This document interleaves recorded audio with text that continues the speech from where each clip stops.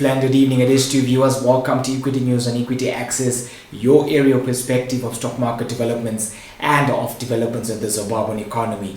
Thank you for joining us as we broadcast live from Hampton Studios. I'm Ibn Mabunda. Let's get started. The United Nations Development Programme has called upon the participation of the youth in policy formulation as well as implementation, as they constitute more than 75% of the African population.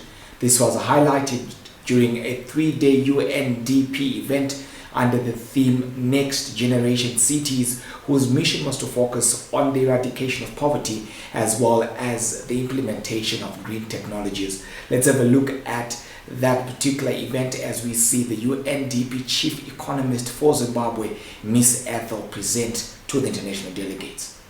What I'd like to talk about now is the 75%. 75% of Africa's population are young people below the ages of 35. What does that mean? And I think sometimes we see these figures and we just let them pass us by without really thinking about it. 75% is a large number. 3/4 is a lot. If 3/4 of the population are young people and a lot of the decision makers are above that age range, what does that mean in terms of effectiveness if you want to be effective? What does that mean in terms of engaging young people? What does that mean in terms of the future cities that we're talking about and the role that today's youth will play in that future? They will no longer be young people by the time we get to 2030 SDGs, by the time we get to 2063, Agenda 2063. So we need to start thinking now about what that needs to look like. Again, let's clear this up. Youth is not homogeneous. We often hear about the young people. They are not a homogeneous group of people. So when we take the 15 to 35, a 15-year-old and a 35-year-old, that could very well be a parent and a child. So their needs are not the same and we cannot engage them in the same way. Ability, socioeconomic status, where they live, aspirations, I think, is a key one. Yes, they may be homogeneous in some ways, but they don't want the same things. And so if our interventions are focused on, say, employment only, for instance, it's not every young person who wants a job, or entrepreneurship only. It's not every young person who wants entrepreneurship. So those aspirations as well need to be accountable when we really like to talk about now. It was not business as usual in Zimbabwe, particularly in Harare, as Zimbabwe joined the world in the Black Friday. Several companies played in the loop, among them Edgar's and Simbisa brands through their Chicken Inn and Pizza Inn brands, which were offering discounts from 40% to as high as 83%. This came as a relief in the face of depressed demand in the economy, with inflation having come in at 440% in the month of October. Elsewhere, adding to Zimbabwe's macroeconomic pressures, the United Nations is estimating that 7.7 million Zimbabweans are facing food insecurity.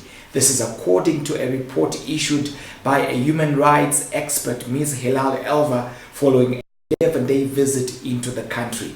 5.5 million people in the rural areas are said to be in need of food aid, while 2.2 million people in the urban areas are said to be food insecure.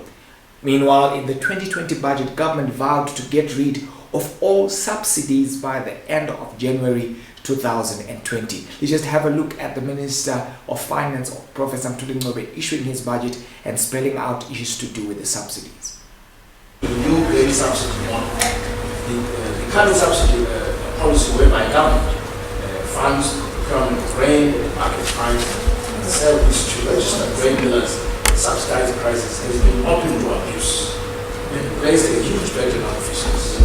At times, the intended beneficiaries do not enjoy the benefits of the subsidy from government. Thus, the cost-reflective tariff structure also serves the purpose of initiating demand and effective, efficient use of resources in the economy. To address these distortions, Mr. Speaker, the government will, with effect from January 2020, remove the existing grain marketing subsidy for maize and wheat that will be provided to grain millers through the grain market.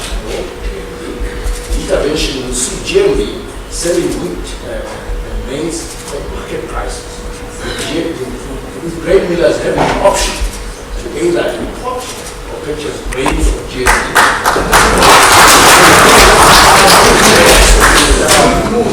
We soon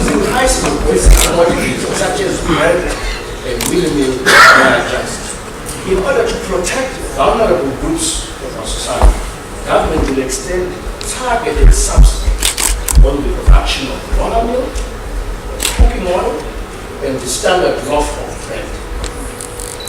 A reinvestment system will be implemented in order to extend the subsidy to producers of dollar meal, cooking oil, and standard bread through tax set-off arrangements, where possible, and voucher schemes for the vulnerable.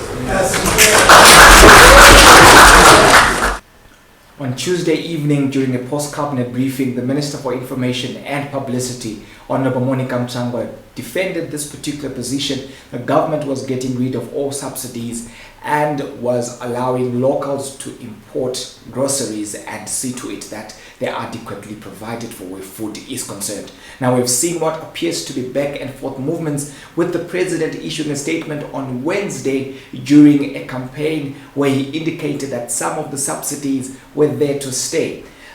Also on the table is the fact that some of what is feeding into the food crisis in our country are issues to do with the drought that has affected the productivity of the nation.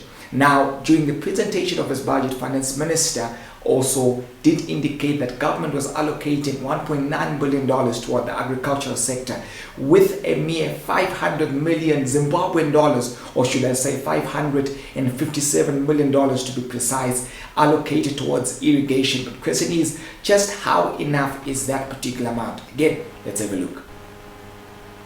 Particularly in terms of inputs on the market, budget will therefore, starting in January 2020, establish an appropriate financing plan which ensures early build-up and ring-fencing of local currency resources and foreign currency resources to support domestic inputs, producers, and the protection of inputs. This resolves the challenge of agriculture demands competing with other programs for both domestic and foreign resources during the last 1 year, which apparently coincide with the start of the summer cropping season.